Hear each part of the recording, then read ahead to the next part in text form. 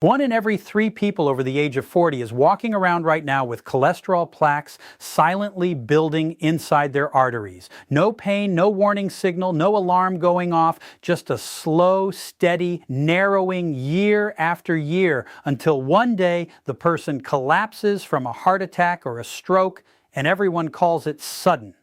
It was not sudden. That process had been running for decades. And here's the part that will stop you cold. You can slow it down and in some cases push back against it with 5 foods you can buy at any grocery store for under $2 each. Not supplements, not prescriptions, food, backed by actual clinical research, not advertising copy. Your next doctor's appointment will not cover any of this. The system makes more money managing your disease than preventing it. Subscribe to Dr. Waterlang and hit like. We are building toward 1,000 subscribers, one honest video at a time. Before we get to the 5 grains, you need to understand what is actually happening inside your vessels. Because if you understand the mechanism, you are not just eating breakfast, you are making a deliberate medical decision. And that matters. Cholesterol is not poison. Let me say that again clearly, because the medical marketing of the last 30 years has done serious damage to that concept. Cholesterol is a fat-like substance your body cannot live without. Every single cell membrane in your body. The outer shell of every cell is built partly from cholesterol. Your sex hormones, estrogen, testosterone, progesterone, are synthesized from cholesterol. Your adrenal glands, which govern your entire stress response, depend on it. Your liver uses cholesterol to make bile, a digestive fluid without which you cannot break down fats. Your body also uses cholesterol to produce vitamin D. Cholesterol is a construction material. It is not the enemy. So what is the real problem? The problem is not the presence of cholesterol. The problem is the conditions under which cholesterol starts depositing on artery walls. And this is the part that most doctors do not explain even during a paid appointment. Cholesterol does not simply stick to healthy blood vessel walls. It responds to injury. The inner lining of your arteries is called the endothelium, a single cell, thick layer that acts as the interface between your blood and your vessel wall. When that lining gets a micro-injury, immune cells rush to the site. Cholesterol follows, acting as a kind of biological spackle, the body trying to seal the breach. And that is exactly where an atherosclerotic plaque begins to form. Atherosclerosis, that is the medical term for hardening and narrowing of the arteries, is not just fat stuck in a pipe. It is a chronic inflammatory disease in which cholesterol plays a role, but inflammation is the original trigger. What damages the endothelium in the first place? 3 main things. Number 1, chronic inflammation. This can come from untreated infections, autoimmune conditions, long-term smoking, or persistent psychological stress. Number 2, elevated blood glucose, meaning high blood sugar. Sugar molecules physically scratch the inner lining of vessels. This is one of the core reasons why people with diabetes develop atherosclerosis several times faster than the general population. The damage runs faster when sugar is constantly elevated. Number 3, a diet chronically low in antioxidants and fiber. And this is exactly where whole grains become a direct clinical tool. Whole grain cereals contain soluble fiber. Soluble fiber, this is the type that dissolves in water, does not get digested in the small intestine. Instead, it absorbs water and transforms into a viscous gel-like mass. That gel physically traps cholesterol molecules inside the intestinal lumen, the hollow space of the gut, and prevents them from being absorbed into the bloodstream. They get cleared out through your stool naturally without any drug. At the same time, this fiber feeds the beneficial bacteria living in your colon. A healthy gut microbiome in turn reduces systemic inflammation, the same inflammation that damages the endothelium in the first place. You are working the problem from 2 directions at once. On top of that, whole grains are dense with magnesium, potassium, B vitamins, and antioxidants, a full package of vascular support. And we are talking about food that costs less than any pill on the market. Let us go through each one. The first grain is buckwheat. In a lot of households, buckwheat gets cooked, but it gets cooked wrong. And by doing that, a significant portion of its benefit disappears. Let me start with the mechanism. The primary active compound in buckwheat is rutin. Rutin is a flavonoid. That means a plant-based biologically active compound. Rutin does several specific things for your cardiovascular system. First, it strengthens the walls of capillaries, the smallest blood vessels in your body, and increases their elasticity. Rigid, fragile capillaries crack and tear easily. And remember, every crack in the endothelium is a potential plaque formation site. Research has shown that rutin from buckwheat suppresses cardiac hypertrophy. That is the abnormal thickening of the heart muscle triggered by angiotensin II, which is a hormone that raises blood pressure and puts chronic strain on the heart. Second, rutin is a potent antioxidant. It neutralizes free radicals. Those are unstable, aggressive molecules that attack and oxidize LDL cholesterol. Oxidized LDL, bad cholesterol that has been chemically damaged, is dramatically more aggressive at embedding itself into vessel walls than non-oxidized LDL. Stopping the oxidation is almost as important as lowering the level. Studies on buckwheat consumption have shown it reduces a marker of fat oxidation called TBARS, thioarbic acid reactive substances, by nearly 30%. That is a measurable, meaningful reduction in the oxidative stress that accelerates plaque formation. Beyond root, buckwheat is rich in magnesium and potassium. Magnesium relaxes the smooth muscle tissue inside blood vessel walls, reduces their tone, and by doing so lowers blood pressure. Potassium helps the kidneys excrete excess sodium, which also lowers pressure. Buckwheat is essentially natural combination support for anyone dealing with hypertension. I want to share a case from my practice. I had a 63-year-old patient, hypertension, unstable blood pressure readings, poorly controlled even with medication, requiring repeated dose increases. I asked her to add buckwheat to her daily diet, prepared the specific way I'm about to describe. 2 months later, she came back for a follow-up. Her blood pressure had stabilized, and we were able to reduce her anti-hypertensive medication dose.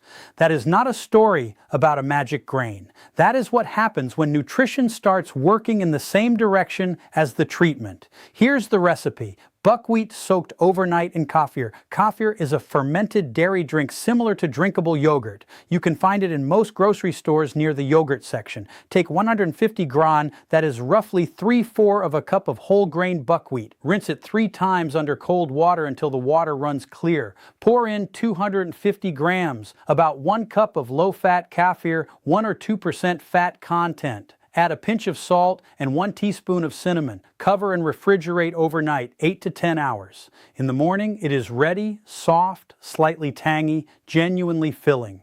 Why this method instead of boiling? Buckwheat's outer shell contains phytic acid, a compound that binds to minerals and blocks their absorption. Over the course of a night in kefir, that phytic acid breaks down. The result is that the magnesium and potassium from the buckwheat become significantly more bioavailable than they would be from a cooked version. Bioavailable means actually absorbed into your bloodstream, not just passing through. Additionally, buckwheat soaked in kefir is easier to digest, less strain on your gastrointestinal tract, which matters a great deal for anyone over 50. The cinnamon is not just flavoring. It contains polyphenols, plant compounds that increase cellular insulin sensitivity and blunt the rise in blood sugar after a meal. And as we established, stable blood sugar means fewer micro-injuries to the endothelium. The second grain is oatmeal. This is the most extensively studied grain for cholesterol management in the scientific literature. Dozens of randomized control trials have looked at it. Randomized control trials are the gold standard level of evidence in medicine. Here's what they consistently show. The primary active compound in oats is beta-glucan. Beta-glucan is a soluble fiber with a unique molecular structure. When it reaches the intestine, it absorbs water and forms a dense, sticky gel. Think of it as a slow expanding sponge that coats the intestinal walls. Cholesterol molecules present in that space, become trapped in the gel and cannot be absorbed. They leave through your stool. But there is a second mechanism that is just as important. Your liver produces bile acids, the digestive chemicals it needs to break down dietary fat, largely using cholesterol as the raw material. Under normal circumstances, those bile acids get reabsorbed from the intestine and recycled.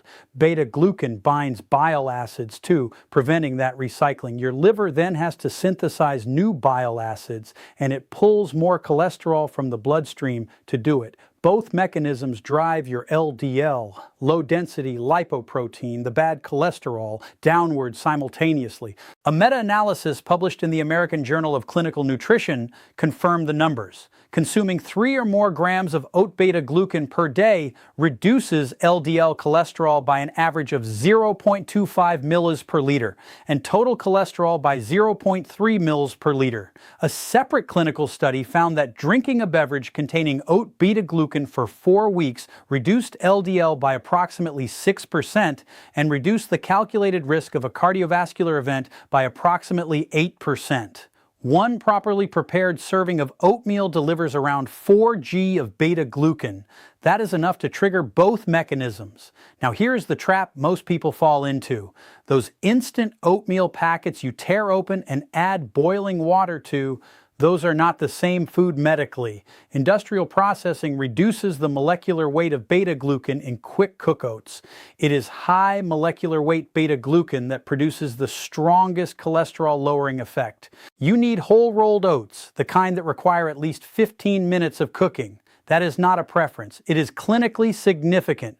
Recipe: oatmeal with turmeric. Take 100 grams, about 1 cup of whole rolled oats, minimum 15-minute cooking time. Add 250 milliliters, about 1 cup of water. Cook over medium heat for 15 minutes, stirring slowly. Add 100 milliliters of milk, half a teaspoon of ground turmeric, 1/4 teaspoon of ground ginger, and 2 or 3 pinches of black pepper. Cook for another 3 to 4 minutes. Remove from heat and stir in 1 teaspoon of flax seed oil. Why does this combination outperform plain oatmeal? Turmeric contains curcumin, a compound with powerful anti-inflammatory properties. It blocks pro-inflammatory molecules in the vessel wall, including the specific signaling molecules that promote cholesterol adhesion to the endothelium. You are now working 2 mechanisms simultaneously: clearing cholesterol from the gut through beta-glucan and reducing inflammation in the vessel wall through curcumin. But here is the critical nuance that most people miss entirely. Curcumin on its own has terrible bioavailability. That means if you eat turmeric without anything else, almost none of the curcumin actually makes it into your bloodstream. It passes through largely unused.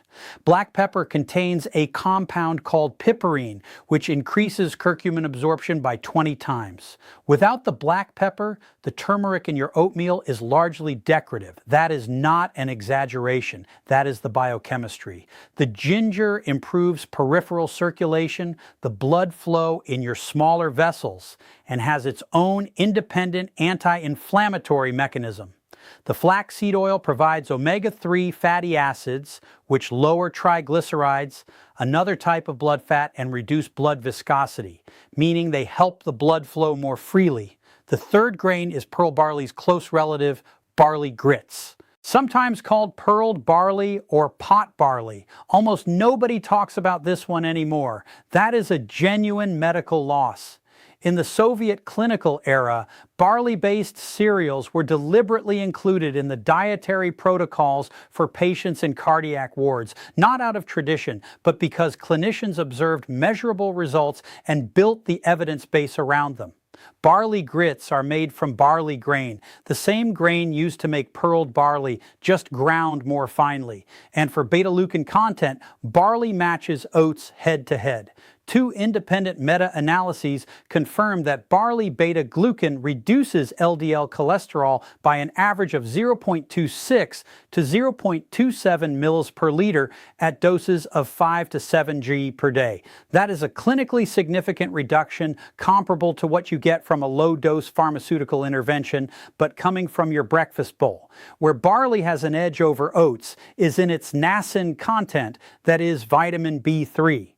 Niacin regulates lipid metabolism at the level of the liver. Specifically, it raises the level of HDL, high-density lipoprotein, commonly called good cholesterol. This matters enormously. HDL acts as a cholesterol shuttle. It picks up excess cholesterol from the walls of arteries and vessels and transports it back to the liver for processing and elimination. This process is called reverse cholesterol transport, and it is one of the body's primary built-in cardiovascular defense mechanisms. Barley combined with live culture yogurt is a double attack. You lower the bad from below and raise the good from above. Recipe barley grits with yogurt and berries. Take 100 grams of thoroughly rinsed barley grits. Bring 300 milliliters, about 1 1/4 cups of water to a boil. Reduce heat and cook for 20 minutes, stirring occasionally. Let the porridge cool to approximately 113 to 122 dF, that is around 45 to 50 degrees C, and stir in 100 ml of plain unsweetened live culture yogurt. No added sugar, no flavoring, just live bacteria. Top with fresh or frozen berries, blueberries, raspberries, or strawberries. Add 1 teaspoon of honey for sweetness if needed. Why must you add the yogurt to cooled porridge? Probiotics, the live bacteria in yogurt, die at temperatures above about 122 to 140 degree F. If you stir yogurt into hot food, you kill the bacteria and eliminate the point of adding it. Those probiotics influence liver function through what researchers call the gut-liver axis. A healthy gut microbiome reduces cholesterol synthesis in the liver and stimulates its reuptake from the bloodstream. Blueberries add anthocyanins, pigment compounds that reduce the oxidation of LDL. Recall, it is oxidized LDL that is the most dangerous, the most prone to embedding in arterial walls and triggering inflammation. Adding blueberries to this bowl is not a culinary choice. It is a biochemical one. The fourth grain is millet.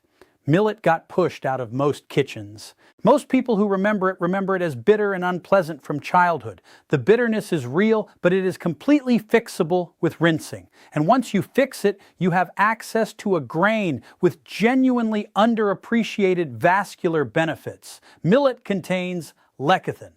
Lecithin is a phospholipid, a fat-like compound that forms part of every cell membrane.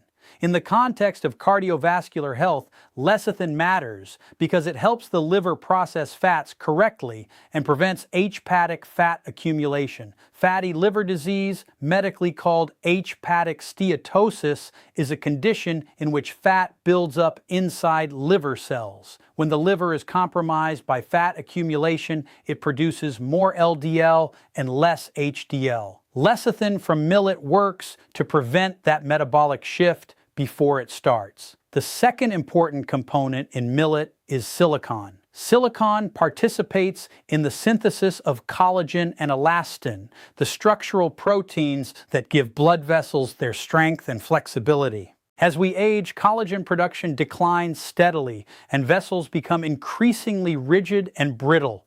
Dietary silicon partially compensates for that deficit. It is a slow, cumulative benefit, not dramatic, but real and measurable over time. Third, millet has a high magnesium content. Magnesium is a natural calcium antagonist in the vessel wall. It competes with calcium at the cellular level and relaxes smooth muscle tissue, which reduces vascular tone and lowers blood pressure. Magnesium deficiency is one of the most widespread and quietly underdiagnosed conditions in adults over 40. Most people with it have never been told they have it because standard blood panels often do not reflect tissue magnesium levels accurately. Recipe millet porridge with lemon and sea buckthorn. Sea buckthorn is a small orange berry increasingly available in health food stores and some larger supermarkets. Take 100 grind of millet and rinse it 3 times under cold water. This step is non-negotiable. It removes the bitter compounds from the outer grain.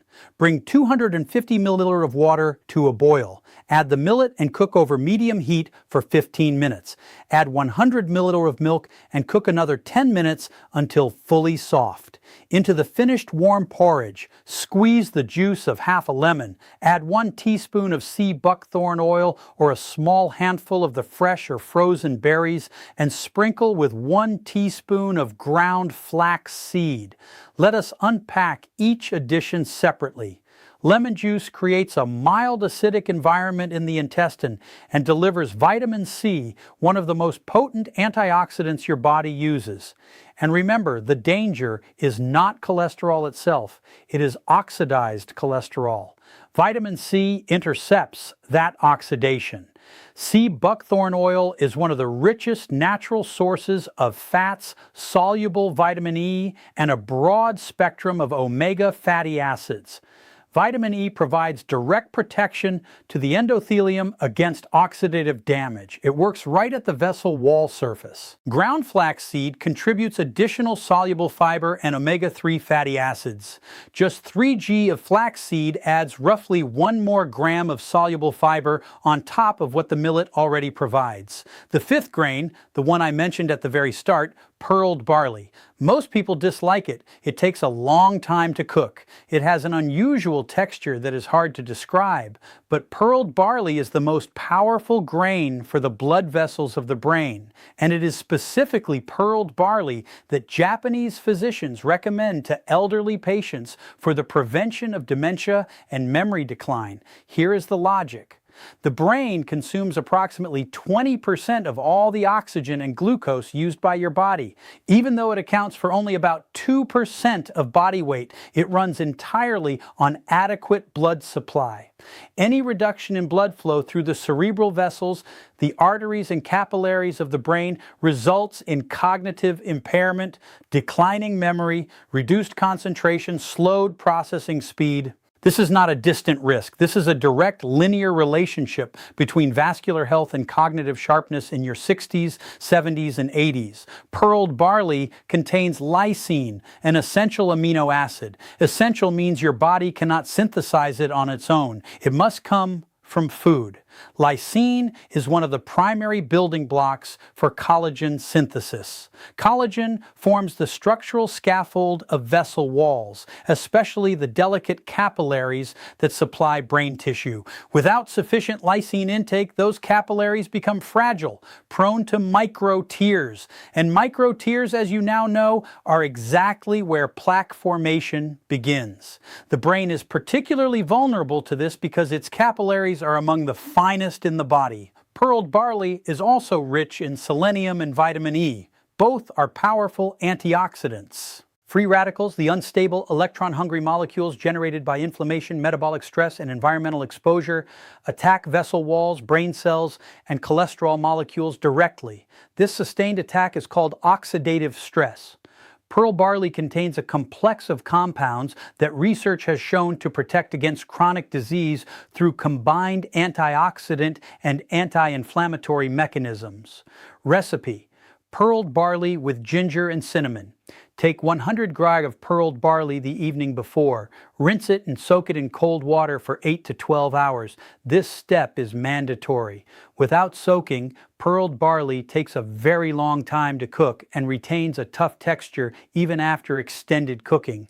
In the morning, drain the water, transfer the grain to a pot and add 300 ml, about 1 1/4 cups of boiling water. Cook over medium heat for 30 to 40 minutes until fully soft. Into the finished porridge, stir 1 teaspoon of freshly grated ginger and a pinch of cinnamon. Do not cook the ginger. Add it to the finished dish. Heat degrades a portion of its active compounds. Why these two specifically? Ginger contains gingerols and shogols, compounds that improve blood rheology, which means they affect the viscosity and flow characteristics of blood. Blood with optimal viscosity moves more freely through the fine capillaries of the brain and is less prone to forming microclots. Ginger also has well-documented anti-inflammatory properties in its own right. Cinnamon reduces postprandial blood sugar, that is the spike in glucose that occurs after eating. And as we established early in this video, stable blood sugar equals less endothelial damage. Less endothelial damage equals fewer plaque formation sites. The whole chain connects. Now here is something that flows directly from everything we have covered, and it is clinically important. The rate at which atherosclerotic plaques form and the degree to which dietary changes can push back against them is strongly tied to age. Before 40, the endothelium regenerates relatively quickly, and moderate nutritional deficiencies do not necessarily compound into serious disease. After 45, collagen synthesis slows, hormonal profiles shift, and plaque progression accelerates meaningfully. After 60, the body's antioxidant defense systems begin to lose efficiency. In adults over 65, atherosclerosis of the cerebral vessels, the arteries feeding the brain, is found 3 to 4 times more frequently than in people at 40. The same food in the same person has a different level of impact depending on where they are in that timeline. How old are you? Drop your age in the comments. I want to see exactly which age groups are watching. It will directly shape which topics I cover next and at what depth. Here's what you do now. 1. Understand that cholesterol is not your enemy. Chronic inflammation and vessel damage are. 2. Start rotating 2 to 3 of these grains into your weekly meals on a consistent basis. You do not need all 5 every week. Regularity is the mechanism. The benefits are cumulative. Most people notice a subjective difference in energy and digestion within about a month. Blood work changes tend to show up around the 3-month mark. 3. Use the specific recipes as written, not as loose inspiration. The added ingredients cinnamon, black pepper, kaffir, live culture yogurt, sea buckthorn oil, ginger are not garnishes. They are functional components with documented mechanisms. 4. If you are currently taking a statin, that is a prescription medication to lower cholesterol, do not stop it on the basis of anything in this video. Nutrition works alongside medical treatment, not instead of it. Discuss any dietary changes with your physician. 15 years of seeing patients has taught me one thing clearly. The information that actually moves the needle on your health is rarely the information you receive during a 7-minute appointment. There is no billing code for a conversation about buckwheat. Subscribe to Dr. Waterling, leave a like, and help this channel reach 1,000 subscribers. The healthcare system is not designed to keep you well. It is designed to keep you coming back. I am designed for the other